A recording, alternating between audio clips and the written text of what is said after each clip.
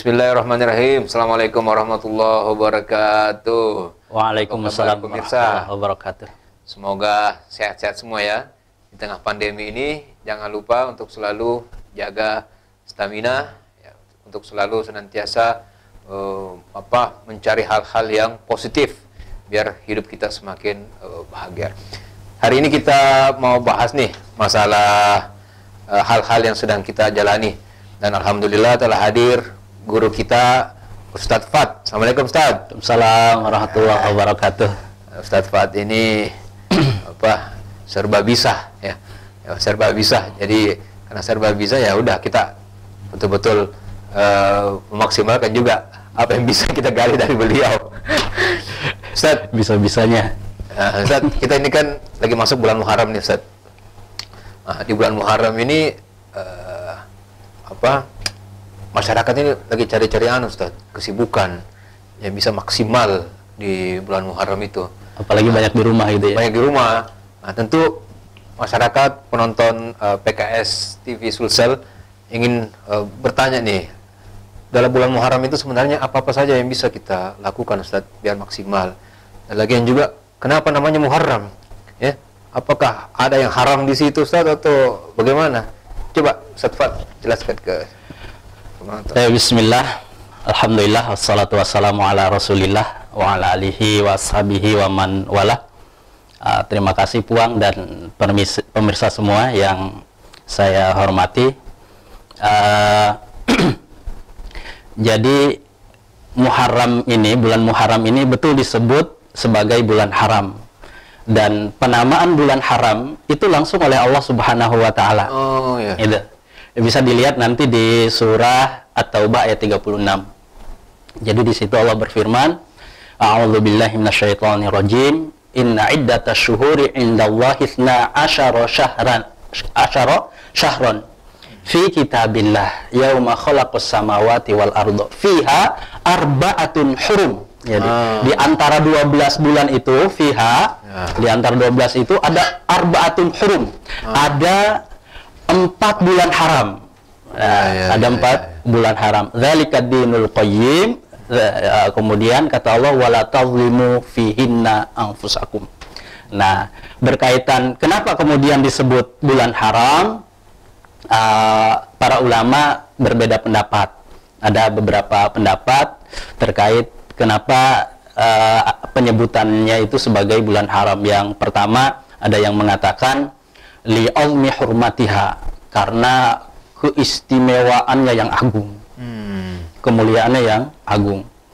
Ada juga yang mengatakan li hurmati dzambi fiha, karena besarnya ancaman atau besarnya dosa yang dilakukan kalau kita melakukan maksiat di bulan tersebut. Nah, ini berdasarkan tafsiran Ibnu Abbas ketika mengomentari wala tazlimu fihinna anfusakum. Dosa di Muharram lebih besar lagi dosanya dibanding bulan lain. Iya. Beliau ketika mengomentari ayat wala tazlimu fihinna anfusakum tadi, kata beliau ikhtassallahu arba'ata ashhur ja'alahunna hurman wa 'azzama hurmatihinna wa ja'ala dzamba fihinna a'zam. Jadi Allah mengistimewakan 4 bulan dan kemudian mengagungkan kemuliaannya dan menjadikan dosa yang dilakukan pada bulan itu lebih besar, ancamannya, dosanya lebih besar. Sebaliknya wa ja'alal amala sholiha wal ajro a'zam. Tapi sebaliknya juga kemudian amal soleh yang dilakukan di bulan di bulan haram itu juga lebih dilipat gandakan pahalanya, lebih besar pahalanya. Yang suka boti-boti biasa itu bohong-bohong bulan Muharram tambah besar lagi dosamu itu kalau boti-boti. Betul. Ya karena biasa orang Ustaz, lagi di mana posisi? OTW. Padahal masih di rumah jadi masih duduk-duduk OTW supaya kasur besar dosanya itu bahaya. Begitu Ustaz ya. Tapi ada lagi pendapat yang lain yang mengatakan kemudian innama sumiyat haraman li tahrimil qitali fiha. Disebut bulan haram karena pada bulan-bulan haram itu diharamkan berperang pada bulan itu.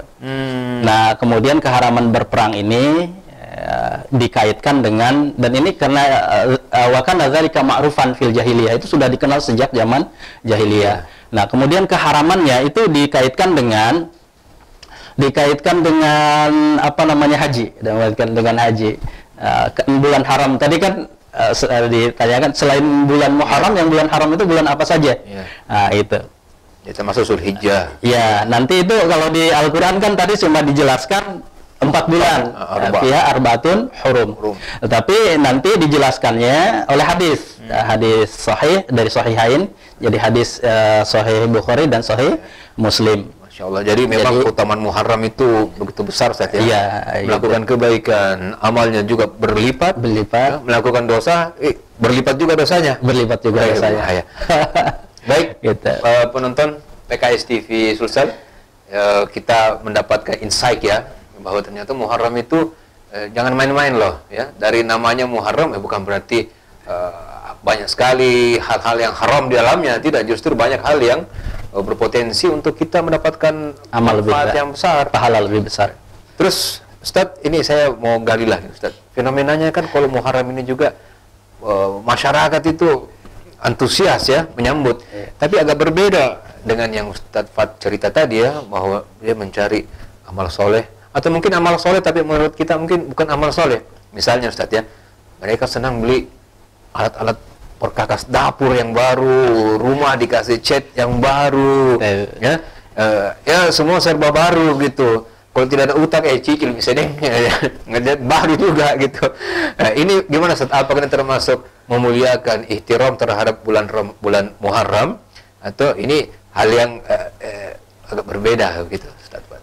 Sebelum ke sana, biar tadi saya tidak lupa ya, bulan haram itu bukan hanya Muharram. Nanti kata Rasulullah SAW, ya, inna zaman qadis tadaraka hayatihi yauma khalaqallahu samawati wal ardo, gitu. As-sanatu isna asyara syahran minha arba'atun hurum salasatun mutawaliyat. Jadi bulan haram itu ada 4 kan di dalam Al-Quran. Yang 3 itu berturut-turut, yaitu Dzulqa'dah, Dzulhijjah, Muharram. Kemudian yang 1 terpisah, yaitu wa Rajab Mudhar katanya. Alladzi baina Jumada wa Sya'ban. Yang 1 terpisah, dikatakan Rajab Mudhar. Mudhar itu dinisbatkan katanya ke suku Mudhar karena suku Mudhar itu begitu memuliakan bulan Rajab dulu. Jadi Rajab ini terpisah. Nah, ini nanti kalau dikaji lebih jauh ada juga kaitannya. Kata ulama kita berkaitan dengan haji, karena kan ada larangan perang ya di dalamnya, banyak ayat yang menjelaskan itu. Tadi Ustaz gimana? Jadi masalah perkakas itu gimana? Semangat memperbaharui. Gitu, perkakas ya. Jadi apa namanya, tentang perkakas itu ada memang sebuah hadis ya, ini kan belanja perkakas. Ada sebuah hadis yang mengatakan begini. Jangan sampai ibu-ibu tersinggung ya, tidak Bu ya. Ini tidak menyinggung ibu-ibu, bapak-bapaknya kita singgung ini. Iya betul, bapak-bapaknya bayar supaya bapak-bapaknya tidak seke ya. Bapaknya tidak seke ya. Mau belanja tuh harus diperlebar. Jadi ada sebuah hadis yang mengatakan man wassa'a ala iyalihi yauma asyura. Barang siapa yang meluaskan belanja keluarganya pada hari Asyura, yaitu pada 10 hari Muharram, ya berarti ini kan perintah, ini unjuran kepada pemberi nafkah ya, pemberi nafkah karena berkaitan dengan uang belanja ya, gitu. Maka wassa'allahu alaihi fi sa'iri sannatihi, maka Allah akan meluaskan rezekinya sepanjang tahun. Masya Allah. Gitu. Coba sekarang bagaimana derajat hadisnya? Hadis ini diriwayatkan dari banyak sahabat, gitu, dari banyak sahabat. Cuma semua hadisnya lemah. Tapi kata Imam Baihaqi yang meriwayatkan hadisnya, karena kemudian saking banyaknya hadis, jadi banyaknya syawahidnya, penguatnya, maka kalau dia dikumpulkan saling menguatkan, maka kemudian jadilah hadis ini kuat, gitu. Jadilah hadis ini kuat. Ada juga memang riwayat yang ditukil dari Umar yang lafadznya senada. Imam Ibnu Abdul Bar rahimahullah, beliau meriwayatkan dari Umar, Umar bin Khattab radhiyallahu anhu, beliau mengatakan, man wasa ala ahlihi yauma asyura wasa'allahu alaihi fi sairi sannatihi. Senada ya, sama ya, cuma itu di atas iyalihi, yang ini ahlihi, sama gitu keluarganya artinya. Kemudian apa namanya? Berarti dari hadis itulah kemudian kalau mau dicocokkan ya, dengan berarti sebuah kebiasaan masyarakat ini nyambung dong, Ustaz. Nyambung, tapi nanti kita apa namanya, kita harus lihat dulu ya nanti. Nah, kemudian ini ada komentar Yahya bin Sa'id, dia bilang jarabna dzalik fawajadnaha haqqan. Kemudian kami coba itu dan kami mendapatkan kebenarannya. Gitu. Iya. Cuma masalahnya gitu kan, di situ barang siapa yang meluaskan belanja istrinya, belanja keluarganya, kan gitu maksud. Apakah belanjanya harus kemudian peralatan dapur?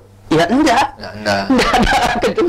Di sini, dari situlah kemudian mungkin ini kan biar merata nanti penjual ya gitu. Jadi jangan peralatan dapur semua, karena tidak ada hadisnya tidak berbicara peralatan dapur, tapi uang belanja secara umum. Kalau begitu tambah-tambahi. Bukan dapur, HP, mobil. Jangan dibahas itu, Ustaz. Iya betul. Apalagi didengar istri nanti. Kayak gitu. Jadi tidak ada arahan. Dan kemudian apakah harus belanja hari itu? Nah, itu juga kan kemudian. Tapi memang pada hari itu dikatakan ya ada anjuran meluaskan belanja keluarga. Meluaskan, jadi memberi, jadi tidak harus memberi lebih banyak uang belanja gitu ya. Apapun barangnya, selama yang penting istri mau belanja ya lapang, apalagi dibutuhkan ya. Dan memang itu kan kebahagiaan kalau bagi perempuan ya. Iya. Tapi teror bagi kita. Ya tergantung negonya. Gitu. Terus ada juga nih Ustaz ya, yang kadang menganggapan juga bahwa Muharram itu juga dianggap sebagai bulan yang banyak kesialan begitu. Ada yang juga menganggap banyak musibah. Ya, ada yang mengait-ngaitkannya dengan peristiwa pembunuhan cucu Rasulullah ya.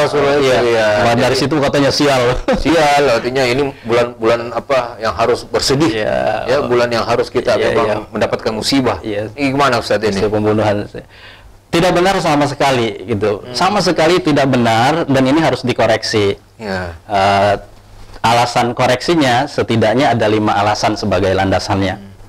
Yang pertama, justru bulan Muharram ini bulan yang agung dan mulia. Kan kita tadi kita sebutkan ya keutamaannya tadi. Utama ada belum lagi nanti bahkan di bulan ini kalau kita lihat sebab Rasulullah berpuasa itu kan karena orang-orang Yahudi itu berpuasa. Kenapa? Karena dulu Musa berpuasa. Kenapa? Karena pada hari itu Musa dan Bani Israel diselamatkan oleh Allah.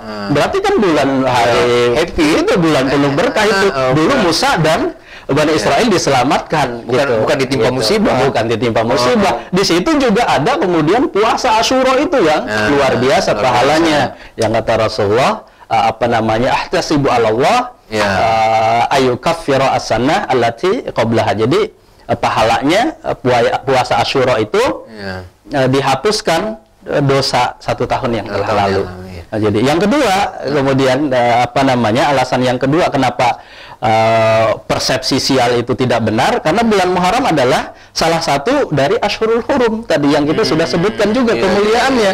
Gitu, Ashhurul Hurum. Bahkan itu sudah dikenal sejak pra-Islam ya, tentang keharaman kemuliaan bulan haram. Kemudian yang ketiga, bahwa musibah itu tidak ada kaitannya dengan waktu, gitu. Tidak ada kaitannya. Jadi musibah apapun yang menimpa manusia itu sudah ditetapkan oleh Allah Subhanahu wa taala. Jadi bukan karena waktu, tapi Allah lah yang telah menetapkannya. Banyak dalilnya, gitu kan. Betul. Qul la yusibana illa ma kataballahu lana huwa maulana wa 'alallahi falyatawakkalul mu'minun, kan gitu. Katakan wahai Muhammad, tidak ada yang menimpa kita kecuali apa yang sudah Allah tetapkan untuk kita, gitu. Musibah itu masih banyak yang lain lagi, wa yamsaskallahu bidurin falakashifalahu dan seterusnya.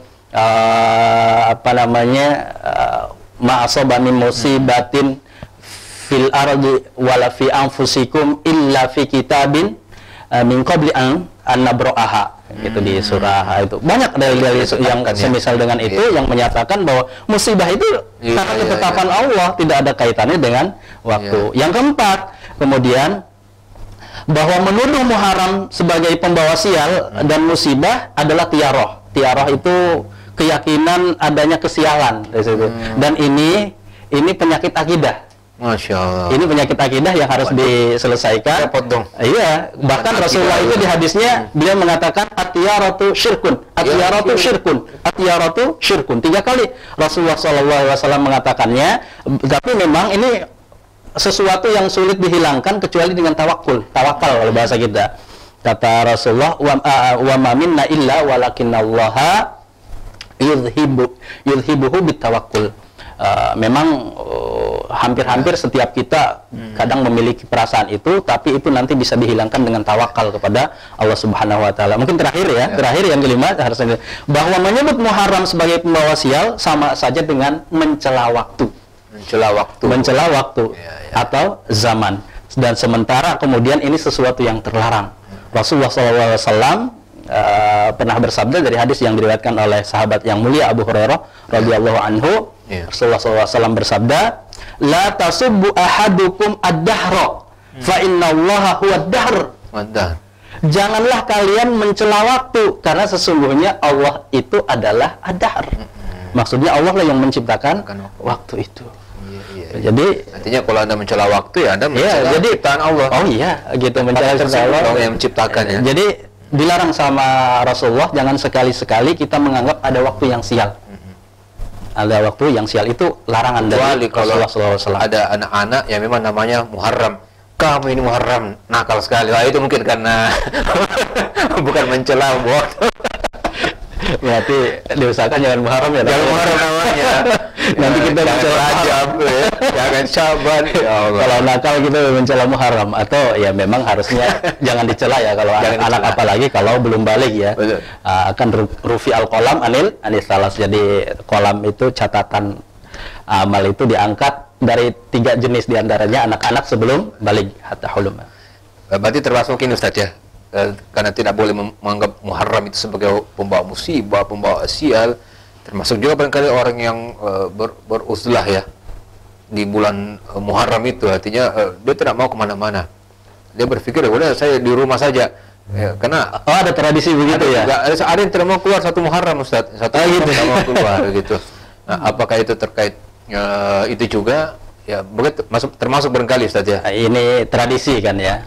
Jadi tradisi itu ada 2 macam. Ada yang kemudian tradisi yang bertentangan dengan syariat, ada tradisi yang tidak bertentangan dengan syariat.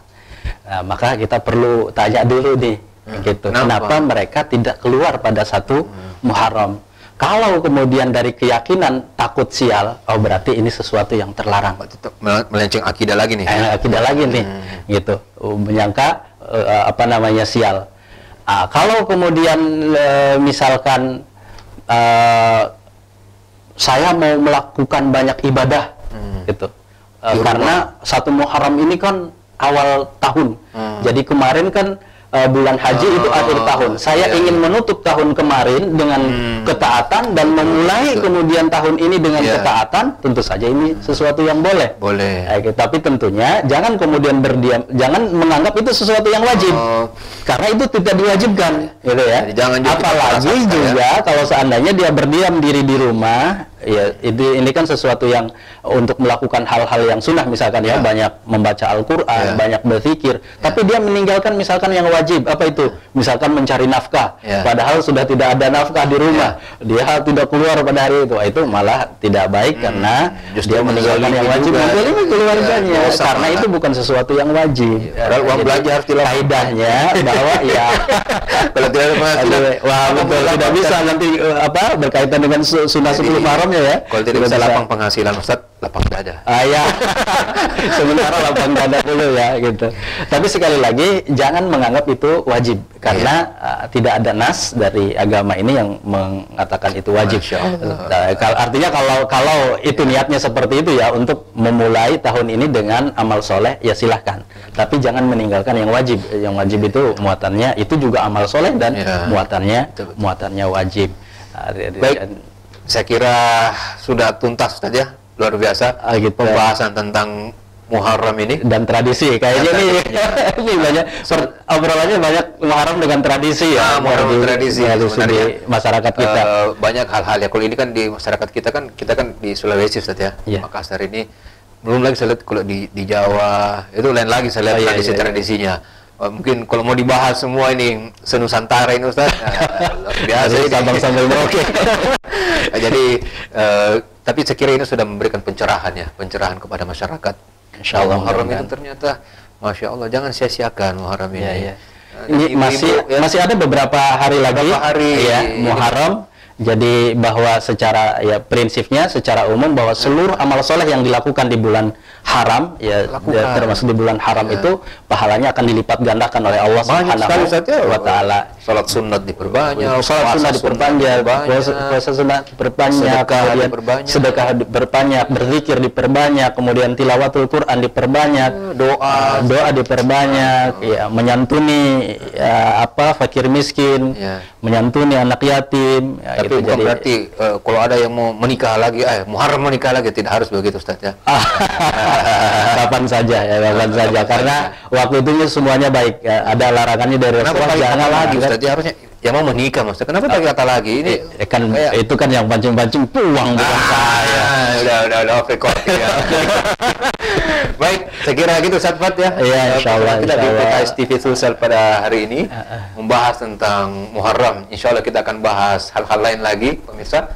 Kita akan bahas hal-hal yang sedang berlangsung di masyarakat atau sedang menarik, atau Anda punya usulan, nanti silakan Anda memberikan komen ya di komentar di channel ini, dan kita akan membahasnya di agenda berikutnya.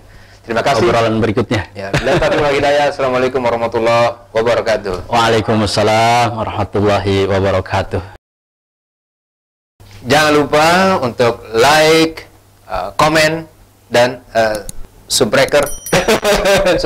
Maaf pemirsa, ini pengaruh subscribe ya, PKS TV Social Channel.